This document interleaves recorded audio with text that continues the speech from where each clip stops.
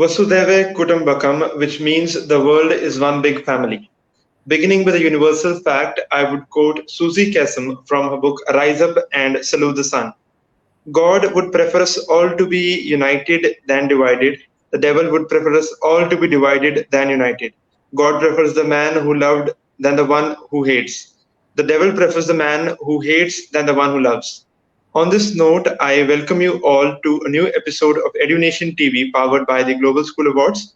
I'll be beginning today's episode with a lot of curiosity and limited knowledge about this particular topic, which we'll be talking about producing global citizens for tomorrow and how we can ensure a global perspective in school children. So it is an absolute honor to have Ms. Anjali Agarwal, Principal of St. Mark's Senior Secondary Public School from Mirabag, New Delhi. Welcome, ma'am, and thank you so much for joining.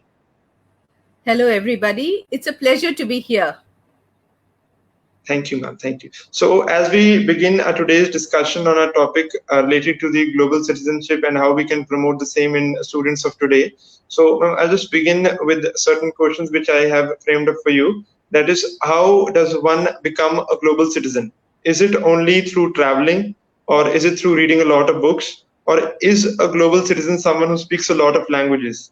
If so, how many? And is global citizenship who interacts with someone from a lot of countries, maybe having a business partner in some other country, or you have an altogether different concept of a global citizenship in your mind?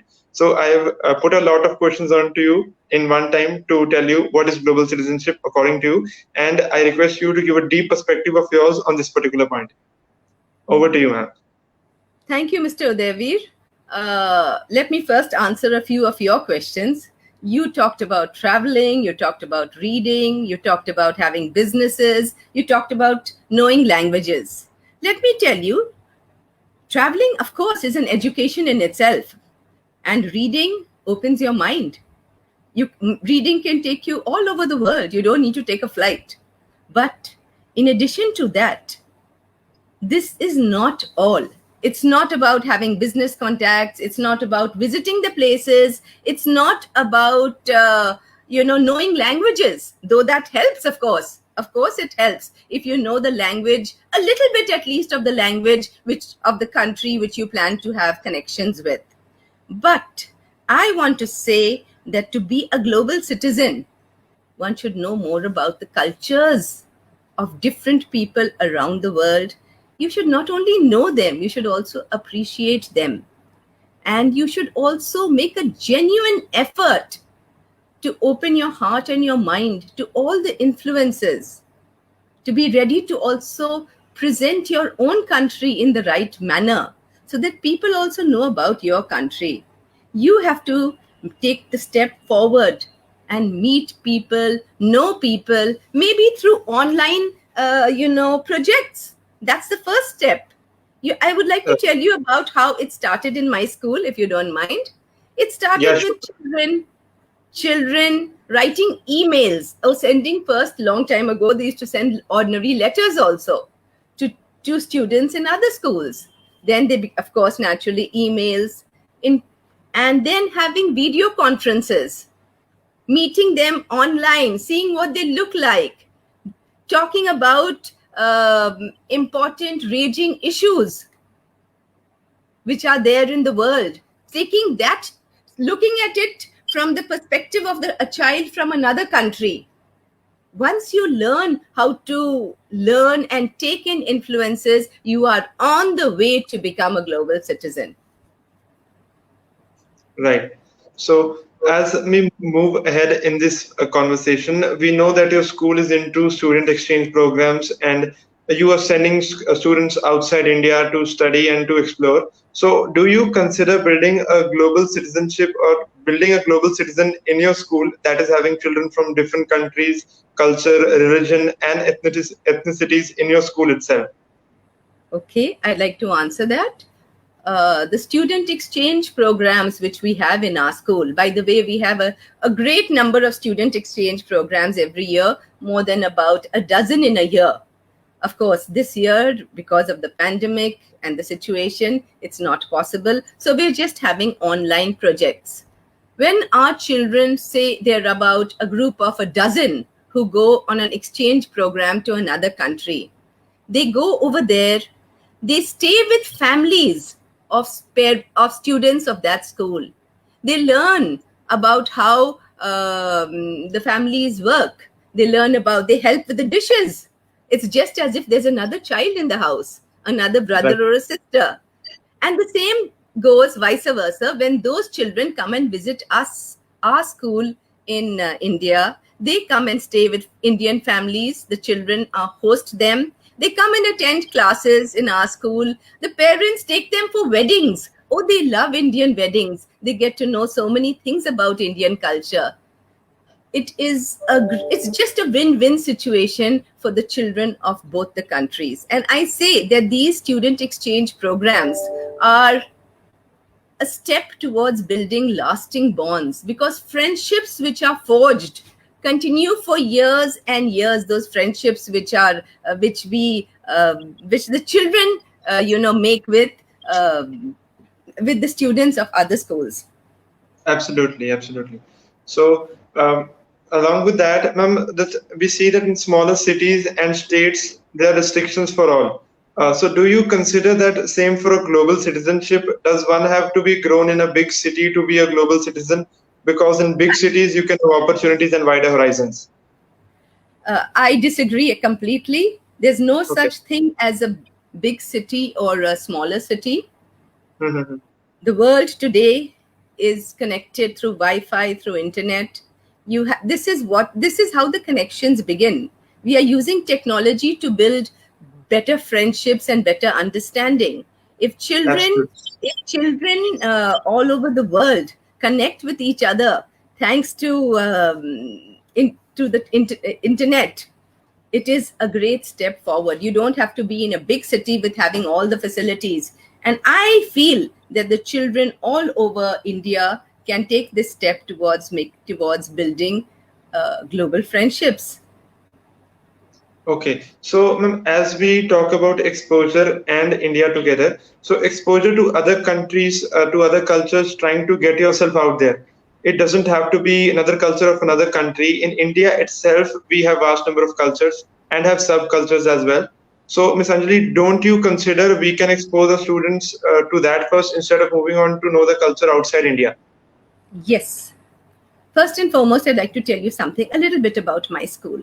My Please. school, we celebrate all the festivals. My children learn about the culture of India first, right from the junior most children, from class KG to the senior most children. Every class is celebrating something of Indian culture. In fact, I'm very happy that this time CBSE has, with this art integration program which they have taken up, our school has specially been linked with the state of Sikkim. So my children will end up learning so much about Sikkim, and vice versa. The children of Sikkim will end up learning a lot about Delhi. So we have a lot to learn from our own country. Unless we know about our own country, how can we be good? How can we present our country well? So thanks to programs like Speak McKay, which open the children's minds, which expose them to fields of literature, art, and music and dance. Our children learn. If our children can go to a foreign country and do the Kathak dance, the Bharatanatyam dance, aren't we spreading our own culture and in making them also aware more about India? There's a lot to learn in India, and I wish that more and more states of India join together with projects in which they can also exchange students from each other's schools. Okay, so ma'am, what at a personal level think and consider is that India is divided into states, but India is a country in a country. That every state is, I myself consider that every state is a country in its own, because it is of such of a diverse nature. And the students, if they move on to a different state, I believe they move on to a different country, and they can definitely learn a lot of things. And it can be a student exchange program in our country itself. So would you agree, or what would be your statement on that, if any would you would like to add? I just mentioned it in my last answer that I wish more states have interactions with each other, and schools from different states also have programs of exchange programs with each other, it would be so wonderful. There's so much to learn in our own country. But yes, Surely. all of us have so much to also give to the outside world. Why do we forget that? Right, right.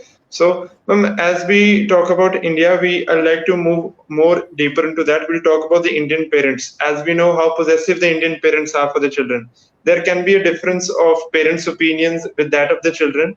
That if the child wants to move abroad, so how can we ensure a global perspective in children and in parents at the same time? First and foremost, I'd like to say that the parent of today is very much different from the parent of yesterday. He is Hmm. very interested that his child should get exposure, should learn more and more things, because he is aware that the world outside is changing at a remarkably rapid pace. And if your child does not keep up with changes, he or she is going to be left behind. They are so happy with all these, the exposure which we are able to give our children. And not only that, the only thing which I frown upon is that on brain drain.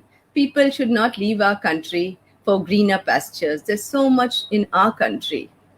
This is the only That's thing I feel that should not happen. But otherwise, we have a lot to give to the world and also a lot to learn from the world. We have to build bridges of friendship. According to me, being a global citizen is not just learning and knowing about different countries. It's about feeling that the world is your family, that all these boundaries which we have are only man made. If we realize that a child in India and a child in Pakistan is exactly the same, they come from the same family background, they sing the same sort of songs at home, they have the same cuisine. Once we right. realize that, we will forget feelings of hatred and enmity. Right. So, ma'am, as you rightly said about building friendly bridges all across the nations. So, now for a minute, if we forget about the man-made boundaries, the borders built across various nations, how do you think global citizens can engage to make the world a better place? What would your idea be of global citizens working together for a better cause, for a universe at a whole level, for the world at a whole level? Okay. The You major can just problems of today, the major problems of today are feelings of hatred, feelings of differences. This is what we have to eradicate completely. I would like to give some examples that recently, last year, I took a group of students to visit on an exchange program to Poland and to Slovakia. While they were in Poland, this group of 12 children visited the Auschwitz-Birkenau concentration camp. It was a very sobering experience, but those 12 children will never forget it in their lives. And they will develop a hatred for discrimination against any particular community, any particular religion, because they saw things with their own eyes. This is something which could only take place because they visited that country and they saw a concentration camp, how the concentration camp, how the Jews were, how many millions of Jews were killed during the Second World War. I feel those children came back with a hatred for war in their hearts, a hatred for discrimination, actually. So this is how we can make them, this is one point, is to increase feelings of love and reduce feelings of hatred. The second thing we have to do is to make them more understanding, to understand what the world, that other people of the world can have a different viewpoint and still it is acceptable. In our school, we have our children participating in lots of MUNs. Now, people will say, what are MUNs? But I'm telling you, when a child becomes a delegate from, say, China, and he speaks on behalf of China, he has done a lot of homework, he's done a lot of research, and come up with what the facts are really there. He will not just blindly hate Chinese people if that is the situation.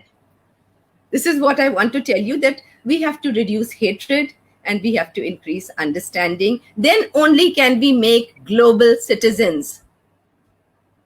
That was some very beautiful examples coming from a lot of knowledge and from a lot of experience. Thank you so much for that. And apart from that, ma'am, anything you would like to comment on the new education policy, that how it will impact this student exchange program? Will it benefit, or will it how it will be for a school who is more into these programs? Okay, first and foremost, I'd like to make the matter clear. My school is not just into global programs. We have a lot of other things which we also effectively do. The new education policy, to talk about it at length would require much more time than what we have right now. All I can say is the good thing about this new education policy is the encouraging of vocational courses. Because when my children used to go to foreign countries and they would find children doing carpentry, doing lots of other and getting involved in lots of cooking activities and things like that, for them it used to be a little bit of a surprise. But now when children would come from other countries and they would see that lots of vocational courses are also vocational opportunities are being offered to our children in our schools. This is something very good about the new educational policy. Okay. So, as in the beginning of the session, I mentioned the world is a one big family. I hope this family collectively sees a new and a bright era soon after this pandemic ends. And yes, to all the viewers who are watching our session, I'm certainly sure that they would be of high appreciation seeing up the ma'am's background. I am also fascinated by that. We had the best of the backgrounds till now for a session. Usually, all of the principals, directors, and all the delegates which connect with us have either a setup of an office or a plain white background. So that is a very fascinating background, and I will tell my viewers to just pause up the video and have a look up for that as we conclude the conversation for today. Anything you would like to add, ma'am? Thank you, Mr. Udevir. It was a pleasure talking with you, and I just have this message for everyone. Let's become global citizens. Let's work for the country, for the world. Let's make our earth better. Let's do whatever we can and reduce hatred, wars, and everything bad. Let's take care of our earth also. Sure, that is a point to be addressed to. Thank you so much for connecting, ma'am. It was a very nice session, and it was very warm to host you up for this. Thank you so much for connecting. I'll be in touch with you. Right? Thank you, everyone. Mr. Udevir. All the best.